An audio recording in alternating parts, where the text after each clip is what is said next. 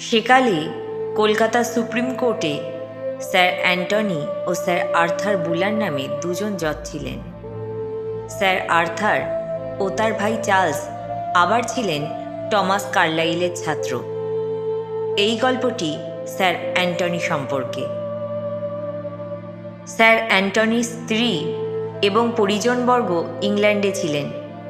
Sir Antony একদিন রাত জেগে স্ত্রীর কাছে দীর্ঘ একটি চিঠি লিখছিলেন।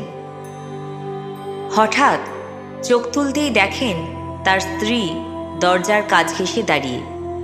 জজ সাহেব চমকে ওঠেন। চেয়ার ছেড়ে উঠে এগিয়ে যান স্ত্রীর দিকে। স্ত্রীর ছায়া শরীর এক পা দুপা করে পেছু হটতে হটতে অবশেষে একসময় মিলিয়ে যায়।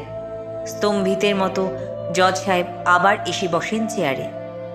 চিঠির খেই হারিয়ে গেছে, মাথার মধ্যে দপদপ করছে। তবু কলম তুলে নিয়ে আবার চিঠি লেখায় মনোসংযোগের চেষ্টা করেন। আবার চোখ পড়ে দরজার দিকে।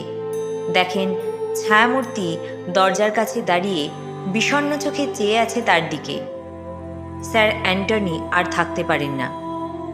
স্ত্রীর নাম ধরে ডেকে দৌড়ে যান ছায়ামূর্তির দিকে।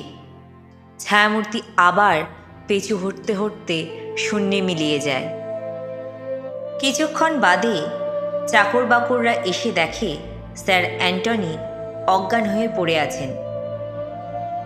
পরের দিন সমস্ত ঘটনাটা বর্ণনা করে এবং স্ত্রীর স্বাস্থ্যের জন্য উদ্বেগ প্রকাশ করে দেশে এক পত্র লেখেন তিনি। সেই পত্রটি পারিবারিক দলিল হিসাবে এখনও রক্ষিত আছে। পরের ডাকে জানা যায় স্যার অ্যান্টনি যে সময় ছায়ামূর্তি দেখেছিলেন সেই সময়েই ইংল্যান্ডে তার স্ত্রীর মৃত্যু হয়েছে।